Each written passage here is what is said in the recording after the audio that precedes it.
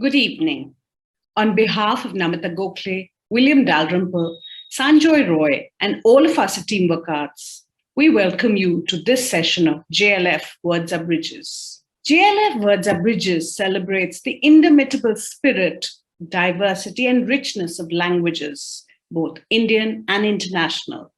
In this series, we showcase an original work, the translation of the same, and give you an insight into the author's unique world. This series reinforces our vision to ensure the free flow of knowledge, information, and ideas.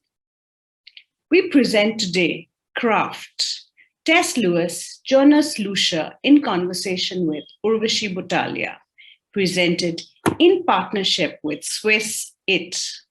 Swiss-German writer Jonas Lüscher's work Kraft is a social satire on our technological and consumption-obsessed age and the roots of neoliberal fantasies.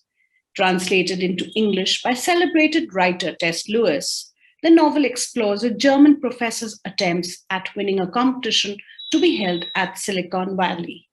In a session evaluating world-weary European skepticism and irrational American optimism, the writer and translator give us a glimpse into the process of translating this text and the paradox of ideas and inquiry in a world dominated by the market. Tess Lewis is a writer and translator from French and German. She has won various awards for her translations of works by Peter Handke, Walter Benjamin, Anselm Kiefer, Philippe Jaccottet, and others, including the Pen Translation Prize for Maja Haderlap's Angel of Oblivion and a Guggenheim Fellowship. Jonas Lüscher grew up in Switzerland and studied philosophy in Munich. His novella, Spring of the Barbarians, has been translated into over 20 languages. He received the Swiss Book Prize for his novel Kraft. Lüscher writes essays for various newspapers on the topics of the welfare state, nationalism, populism, and migration. Urvashi Butalia is a feminist writer and publisher. She co-founded Kali for Women, India's first feminist publishing house, and when Kali closed in 2003, she set up Zuban, a feminist publishing house of which she is now director. She has a long involvement in the women's movement in India and writes and publishes widely on issues related to women and gender.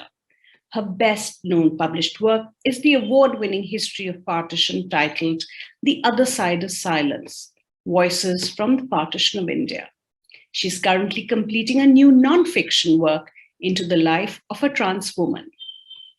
Before we begin our session today, we have a short message from Simon Schaefer, Head for Human Security, Culture and Legal Affairs. नमस्कार, इस कार्यक्रम में सहभाग लेने के लिए धन्यवाद।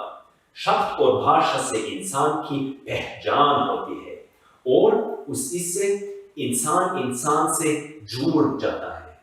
साहित्यिक अनुवाद भिन्न संस्कृति और भाषा के लोगों को जोड़ने की क्षमता रखता है। जयपुर साहित्य उत्सव के वर्ड्स आर ब्रिजेस के इस स्विस श्रृंखला में आपका हार्दिक स्वागत है। We from the Swiss Embassy are delighted to be part of this special session of Words Are Bridges, a unique platform bringing together authors and translators of foreign languages. India has repeatedly been at the heartbeat of translation. We remember the Chinese monk Xuanzang, who came to India 1,400 years ago and translated over 70 Buddhist manuscripts, or the German Indologist Max Müller with his many Sanskrit translations. With its diverse linguistic traditions, India is in constant need of translation, which is instrumental in furthering multicultural understanding and dialogue. Switzerland is a proud multilingual country with a policy to promote literature in all its 4 national languages. I wish the main speaker, Jonas Lüscher, Tess Lewis, and Urvashi Butalia an exciting exchange. A big thank you to the Jaipur Literature Festival for making this event possible. Shukriya. Thank you, Simon. It's our pleasure to present now our session today. Kraft, Tess Lewis and Jonas Lüscher in conversation with Urvashi Butalia. This session is presented in partnership with Swiss IT. Hello, everyone. Good evening, morning, good afternoon, or good whatever time of day it is in whichever part of the world you are. Welcome to this discussion between Jonas Lüscher and Tess Lewis on Jonas's wonderful book, Kraft, which was published in 2017 in German and which Tess has translated, amazingly translated into English. And the English edition has just been released a little while back. So we're going to be talking to the two of them about this novel. And I'm not going to say anything more about it because it would be much nicer for you to hear it from them. But what we're going to do is to start with a little flavor of the book. So Jonas, if I could request you to begin with reading a little passage in German from the book, a passage of your choice. And Tess, for you to do the same thing in the English, the same passage or something else, and then we'll jump right into the questions. Great. Okay. Hello to everybody. I read a short sequence from just the beginning of the book, right on chapter 1. Erst hatte an einen Scherz geglaubt, als vor 6 Monaten Ivans Mail aus Stanford mit dem Betreff Theodizee geöffnet hatte. Aber Ivan beliebte nicht zu scherzen, noch nie. Auch damals schon nicht, als sie sich 81 in Berlin kennengelernt hatten und die regelmäßige Korrespondenz, die sie in den letzten Jahrzehnten ausgetauscht hatten, zeigte in ihrer schnörkellosen Sachlichkeit, dass weder die verstrichene Zeit noch die kalifornische Sonne daran etwas zu ändern vermocht hatte. Dear Dick lautete die englische Anrede, an die sich Richard Kraft längst gewöhnt hatte, so wie er sich an das Ivan gewöhnt hatte, mit dem Istvan Pancel irgendwann, etwa zur gleichen Zeit, als kurze E-Mails, die mit der Maschine getippten Briefe auf dünnem blauem Luftpostpapier abgelöst hatten, seine Nachrichten zu unterzeichnen begann. Und dann fuhr er fort: Deine Teilnahme ist sehr erwünscht, sämtliche Kosten übernehmen wir, give my regards to High-Canted Twins, best Ivan. Im Anhang fand Kraft die aufwendig gestaltete Ausschreibung einer Preisfrage, die man zum Anlass des 307. Jahrestages des Leibnizschen Essays zur Theodizee über die Güte Gottes, die Freiheit der Menschen und den Ursprung des Übels zu stellen gedachte und in Anlehnung an die Preisfrage der Berliner Akademie von 1753 gefordert wird die Untersuchung des Popschen Systems, wie es in dem Lehrsatz Alles ist gut enthalten ist, allerdings um einiges schlanker, aber auch optimistischer folgendermaßen formuliert hatte: Theodicy and Technodicy, Optimism for a Young Millennium, Why Whatever is right and Why We Still Can Improve It. Vielen Dank. Thank you. And that is the essence of the book, even though I don't know German. Tess, over to you. I will now give you that particular essence in English. I will read the same passage that Jonas just read, but I will continue on for another few paragraphs. At first, Kraft had taken it for a joke 6 months earlier, when he'd opened Ivan's email from Stanford with Theodicy in the subject line. But Ivan wasn't one for joking, never had been, not even back when they first met in Berlin in '81. And their regular correspondence over the decades since showed, in all its sober practicality, that neither the passing years nor the California sunshine had changed Ivan at all in that respect. The email opened with Dear Dick, an English salutation Richard Kraft had gotten used to long before, just as he'd gotten used to the Ivan with which Istvan Pancel had at some point begun signing his communications. About the same time that brief emails began replacing letters typed on thin blue email paper. Ivan's email continued. We very much hope you will participate. We will cover all costs. Give my regards to Heike and the twins. Best, Ivan.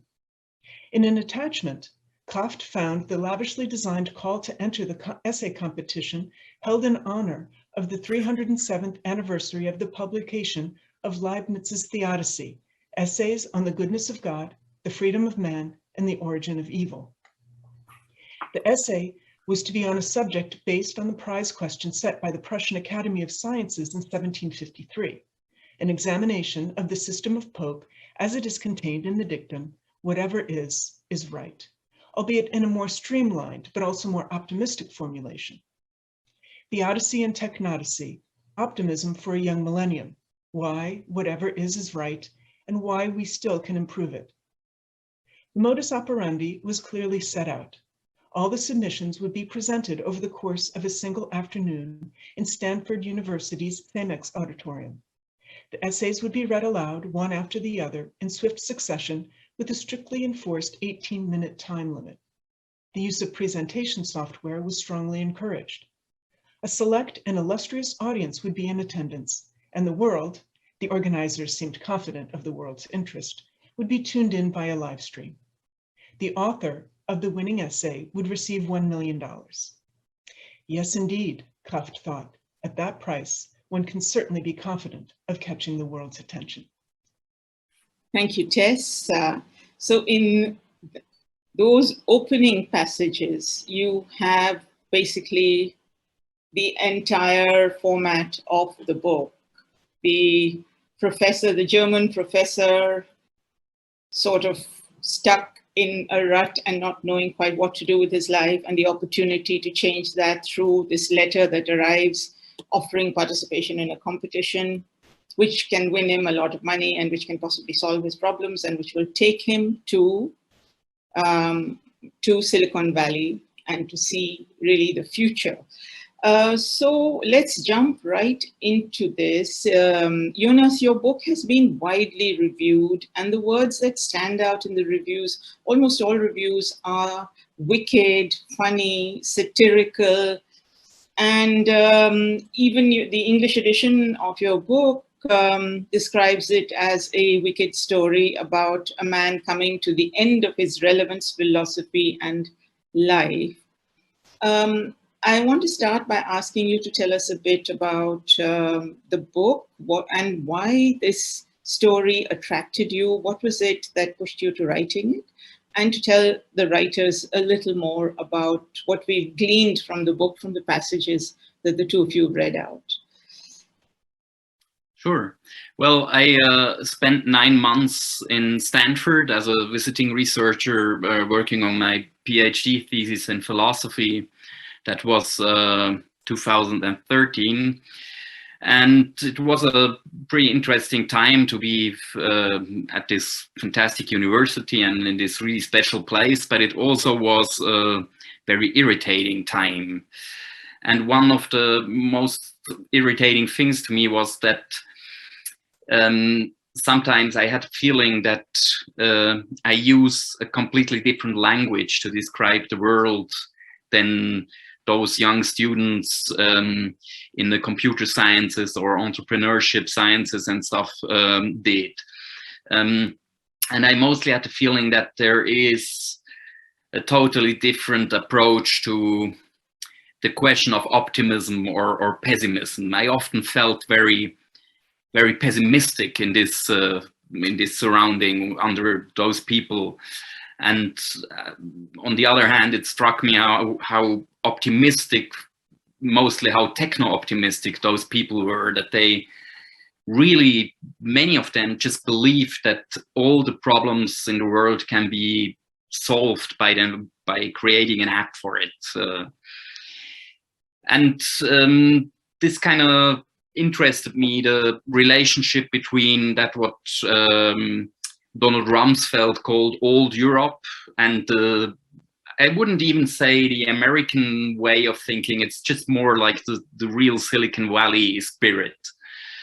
So I thought about what it would be if I would send such a typical European professor with all his pessimism, which is also rooted in his private situation, in his damaged marriage and in his strange relationship with his estranged kids and stuff, and would send him into this really optimistic society in the valley, and what will happen if these two cultures clash together.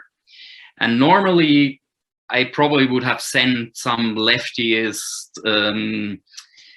very liberal European professor who was kind of anti-American since the Vietnam War probably, and very techno-pessimistic, but this would have been kind of boring. So I invented this person, this Richard Kraft, who is himself more of a market liberal and a guy who was a Reaganite and who was interested in Thatcher's economical ideas. So in a German surrounding, academic surrounding, he would be a really special figure. And it seemed to me to be much more interesting to send somebody in the Silicon Valley who always spoke about how optimism is important, how technology is important, how market liberalism is important, and to see what happens if he comes to this field, to this society where kind of his dreams are fulfilled, and he realizes that there's nothing worse than your dreams are fulfilled. So when you send him to Silicon Valley with all this optimism and this belief in market liberalism and the power of technology, one of the interesting things that you do is that he travels with the burden, and I don't mean that in a negative way. I don't know what other word to use for it. Perhaps Tess will be able to find the right one. Of the classics and the knowledge that he has inside his head. So yeah, he's taking with him everyone from Socrates to Freud, and everyone in between. And that burden both sits lightly on him and actually kind of weighs him down and confuses him in his negotiations with this new world. I don't know, can I ask you is that a fair reading?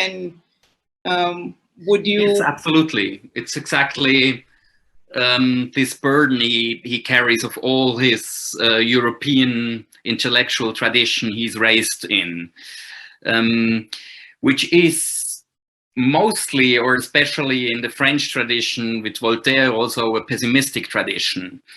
And it's kind of the same clash we have in the European history between Voltaire and Leibniz who said we're living in the best of all possible worlds, and Voltaire who is coming with his Candide and says, no, absolutely not, we're not living in the best of all possible worlds. So this is kind of the same clash. It's an old European problem he faces in a totally new environment. So in a sense, other than the literary translation, which we'll talk about now, there are many translations happening there of different histories traveling into different moments, different traditions, negotiating with the more modern ones, which in a sense I like to think of as the daily transactions of translations that many of us do in our lives. But that's just a comment. Let me turn to Tess. Tess, let me ask you a related question to my first question to Jonas, which is really, what is it about this book that attracted you as a translator? You have a long history of translation behind you, and you've translated some amazing works. So what is it that actually leads you to pick a particular book, and particularly this one? Part of the reason I ask is because Richard Kraft is not a particularly lovable character in the book. Not even a particularly likable character, except that as the book progresses, his vulnerabilities start to come out and you start to develop some kind of empathy with him. But given that this book carried all the sort of classical literary knowledges with it, were you daunted by the task? Were you challenged? Did you just roll up your sleeves and say, let's get into it? How did, what and how is what I'm asking. What first drew me to the book was, as the reviews say, its wickedness. It's a very funny, very pointed, very sharply satirical book. I think that what Jonas does brilliantly, both in his first novella, Barbarian Spring, and again in this one, is to show the convolutions of self-justification that politicians and economists economists and social scientists put themselves through to justify both their position in this world and whatever ideology or framework they're promoting. I think that if Richard Kraft had been more likable, it would have been a weaker book. The strength of this book lies in the way Jonas illustrates both the convolutions that politicians and economists who are sheltered from the consequences of their thought, of their pronouncements, have to reckon with them. Those who have consciences can't avoid them forever. When I began working on this book, I was excited about its relevance to the arrogance of the Silicon Valley technocrats. And over the last 5 years, it seems to me that the relevance has shifted, and now it's more about the skewering, the laying bare of the consequences of free market liberalism. They were clear from, as Richard Kraft shows, they were clear from the beginning, from its rise in the United States, its adoption by Thatcher, its implementation in Germany. But what we're seeing now is the increasing wealth gap, the way the actual consequences of free market liberalism are not at all about the free market. It's just a more rapacious form of capitalism. So that's my answer, my rather long-winded answer about what appeals to me about the novel. What first seduced me is the humor. Jonas is a terribly witty and sharp, ironic writer. I hope that I've rendered that in the English version. And what kept me going was the rhythm and elegance of his sentences. I hope the audience heard the oral, the sound, the verbal rhythm that underlies Jonas's sentences. What's fascinating is how he complements that verbal rhythm with the rhythm of thought. So you have the rhythm of the sentences going on sort of a basic level, but the work they're doing philosophically, ideologically, in terms of character development, in terms of literary allusions, it's really quite fascinating. So it's a polyphonic novel in a very sort of implicit, understated way. So that kept me going through some stretches of despair that I would be able to do justice to this book. It's interesting you call it a polyphonic novel, because Jonas has also spoken elsewhere about how it works at many levels. And it's also so interesting that the language or the construction of the syntax is really quite kind of intertwined and convoluted. I think someone said one sentence was 167 words or something like that. But you might be going for a long paragraph with clauses and subclauses and all of that, and which is a very difficult task for a translator to render into another language, which for those of us who are reading it in the English, I think you've done wonderfully. So it must have been quite a task to do that. I mean, did it take you a lot of time? Because it's a small novel. It took an enormous amount of time. For those longer, more complicated sentences, I had to basically unpack it, take it apart like a puzzle. German is an inflected language, which gives it much more flexibility in terms of word order. And so in German, you can play with the internal drama of a sentence in a different way than you can in English. When you introduce a concept or a word, gives it emphasis that you simply can't replicate in a subject, verb, object situation of English. So it meant that sometimes I had to divide the sentences up, sometimes I had to put relative clauses in the beginning or the end. Gerunds made things easier for me because it gives a sort of simultaneity to the different clauses that the English word order sometimes negate. So it was a fascinating challenge, but I did tear my hair out on more than one occasion. Okay, let me go back to you, Jonas. I have many questions, but we don't have a lot of time. One of the questions I have for both of you, actually, is that when you're working with a character like Kraft and the play on his name, which I know is not the original name, but it also, to me, it speaks of the craft of the book as well. But the question I have for you is, the character becomes part of your life. They inhabit your head. They pitch up at your breakfast table for coffee, and what did you feel when? Because if the character, I'm not sure I'm putting it well, if the character is not a very likable character, and he turns up uninvited for coffee or for lunch or something, and he pitches up when you're thinking of something else, what do you do with that character living in your head? How do you feel when they turn up at your table? Metaphorically, of course. Well, at first, I think as a writer, I don't have to like my characters. I have to be interested in them. But that's a different thing. They can be unlikable, but they still have to be interesting. But then even also in my first book, in the Barbarian Spring, I had a highly unlikable main character. What I can't do with those characters is let them tell their story in a first-person perspective. That would be horrible for me. It would be probably horrible for the reader. So I choose a language and a narrative perspective which brings a certain kind of distance between me and the character, and also between the character and the reader. And this play with distance and closeness, but mostly with distance, is very important for me, because it gives a kind of an ironic distance to the character, which is absolutely necessary, especially because he's not somebody you can rely on really lightly. And I would add to that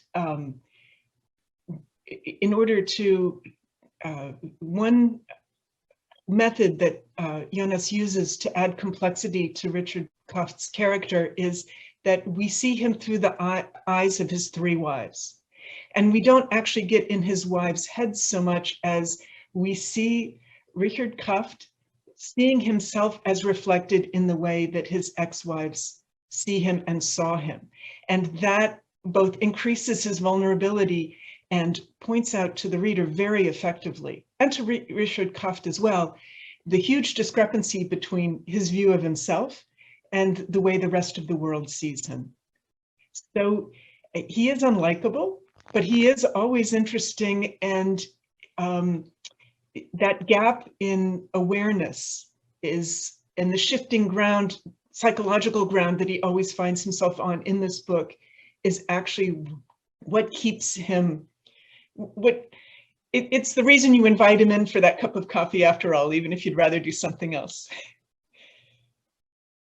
Yeah, thank you for saying that, because I, in fact, was going to come to the women question, the three women in his life who, and you're quite right that you see him through their eyes, and you see, particularly with Joanna, the illusion that he's created and how it kind of comes apart.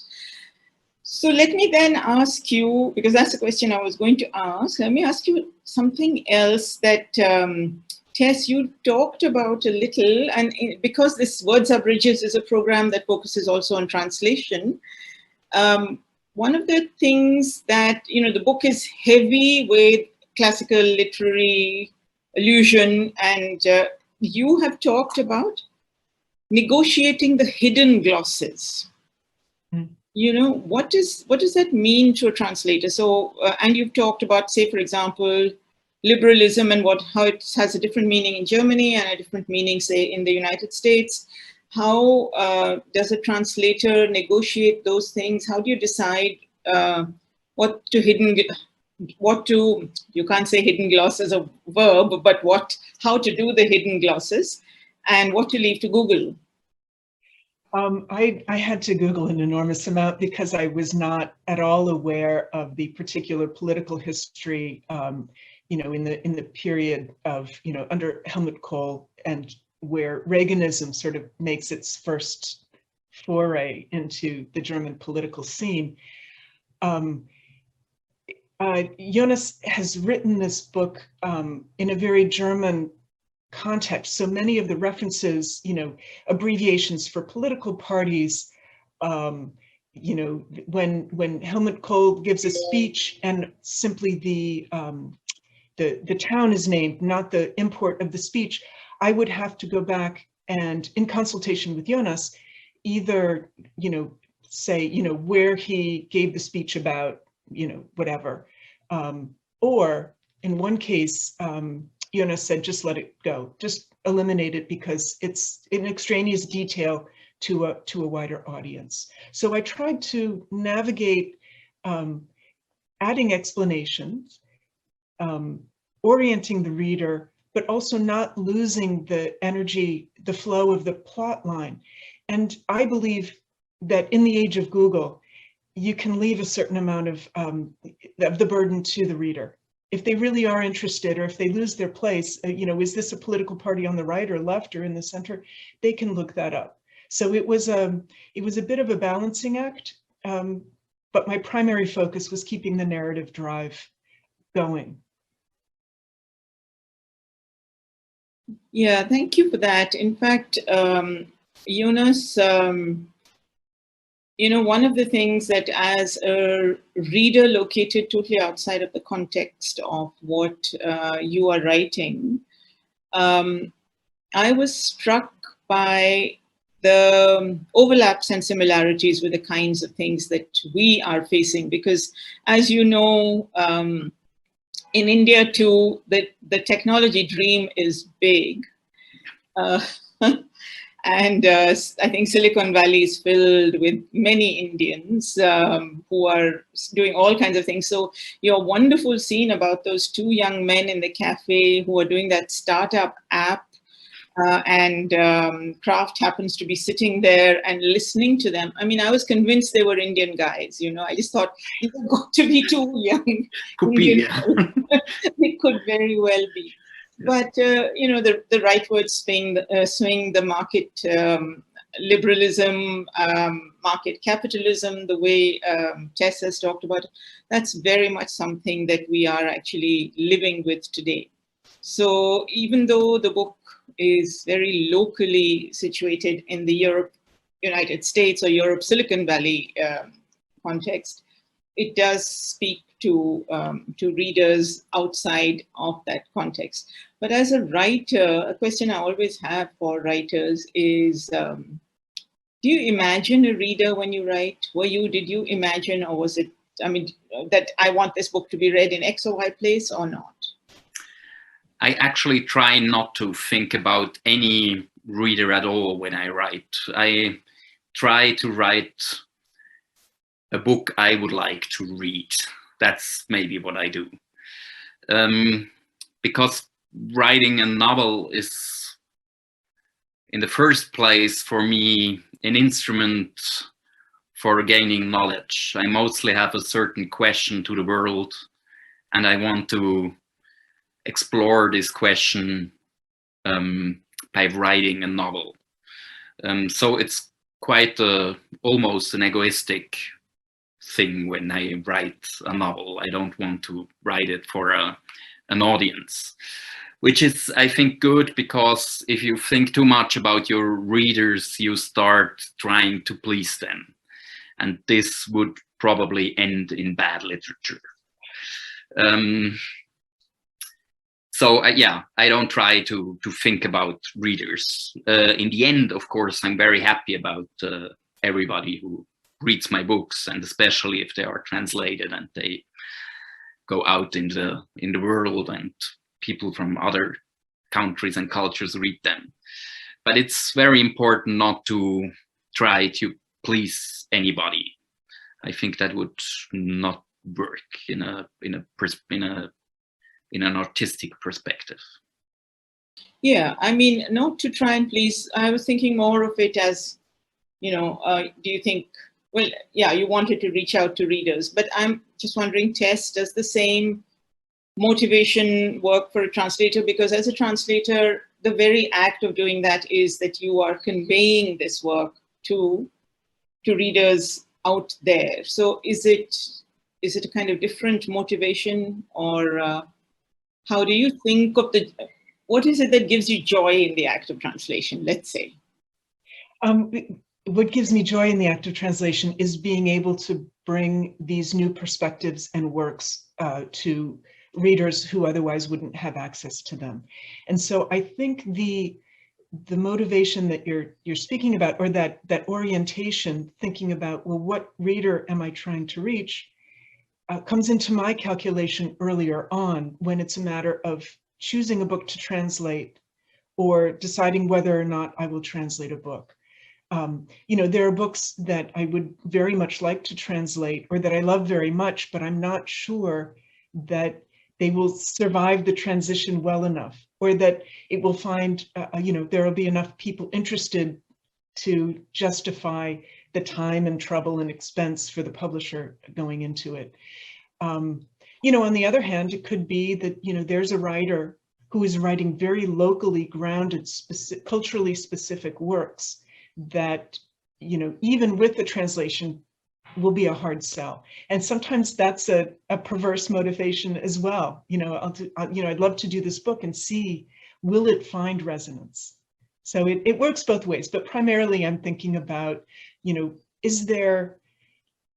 I reach readers with this book? And the readers can be an amorphous group anywhere, located anywhere. Right. So when I think about English language readers, I think about an audience in Great Britain, in the United States, in India, in primarily English-speaking countries around the world. One aspect also that is important to consider for me as a translator is, will this English translation be a bridge translation? In other words, will it open up the world to other countries to this book? Many publishers of smaller languages rely on the English translation to decide whether or not they want to acquire the rights. And so I'm conscious of that as well.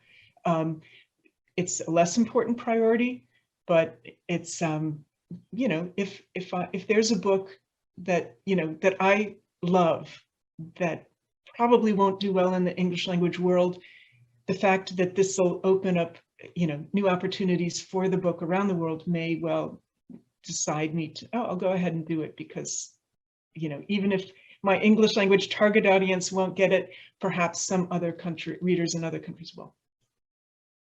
That's great. So we are reaching the time we have to close. I have one comment, and then I have a last question for the two of you. My comment is just, one of the things that struck me when reading the book was the wonderful visuality of the descriptions in Silicon Valley, and the kind of almost frightening beauty of some things. That moment when he sails away, and when his skiff comes up against the thing, and then he gets up and he sees all the lights and things. When he's up on the roof of the Hoover Institution and he sees the all the buildings around. I know that it's satirical, but it's also amazingly beautiful. And I was quite struck by the visuality of it. That's just how, I suppose, different readers react to different things.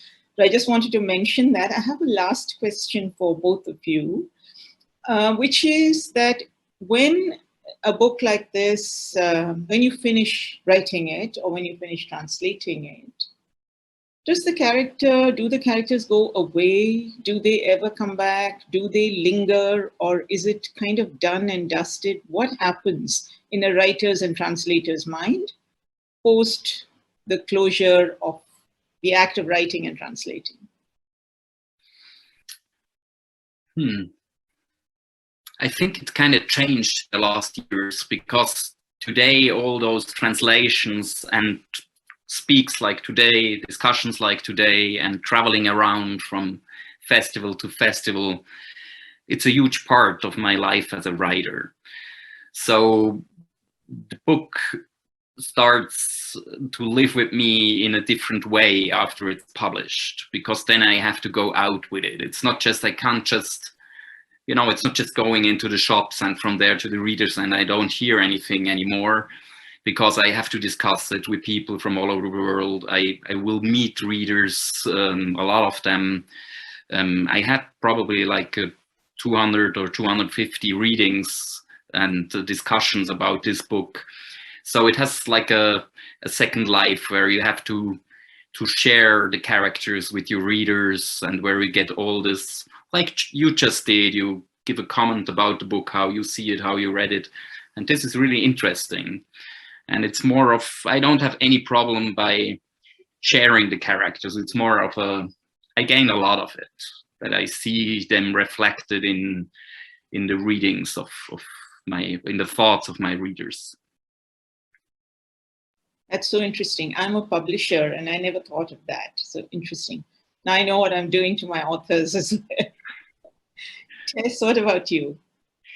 I find when you, at the beginning of this conversation, when you were talking about the unlikability of the characters and Jonas's comment that he tries to keep them interesting, I was thinking back, and I would say that at least a third of the books that I've translated have had main characters who were profoundly unappealing.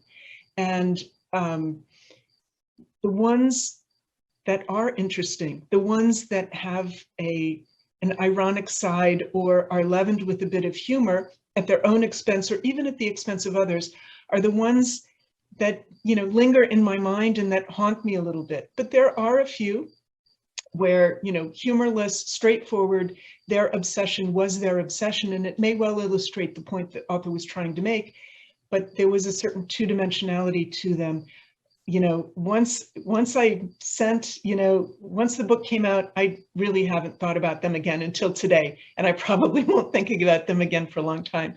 But Kraft is around, he may well show up asking for a cup of coffee next week. Well, I'm sure you'll enjoy that. Thank you both so much, Jonas, Tess. Great to talk to you. We've barely scratched the surface of this wonderful book, multi-layered, polyphonic, and this wonderful translation. But that's how it should be, because if we had talked about everything, then readers would not have wanted to read it. So I hope they'll be intrigued enough to read it. Thank you both very much. Thank you. Urvashi. Thank you, Tess. Thank you, Jonas. And thank you, Urvashi, for that warm session. Thank you all for being a wonderful audience. And we look forward to seeing you next week here at the same time. Stay safe, stay masked. Good night.